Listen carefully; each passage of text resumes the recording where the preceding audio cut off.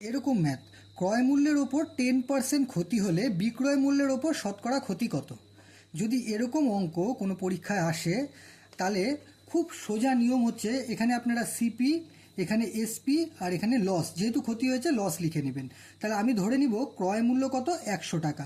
কত টাকা লস হয়েছে, লস 10%, মানে 100 টাকার 10 টাকা লস হয়েছে। তাহলে 10 টাকা, যদি 100 টাকায় কোনো কিছু কিনে আপনি 10 টাকা লসে বিক্রি করেন, তাহলে কি হয়েছে, এসপি কত, 90 টাকা, তাই না?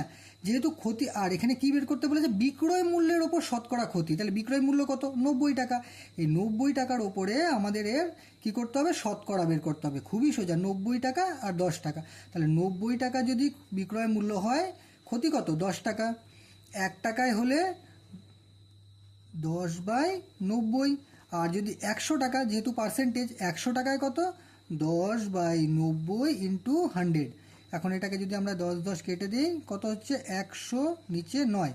এটাকে আমরা ডিভাইড করব, 1 9 10, আবার 1 9 1, তাহলে এখানে 1/9, এত পার্সেন্টেজ।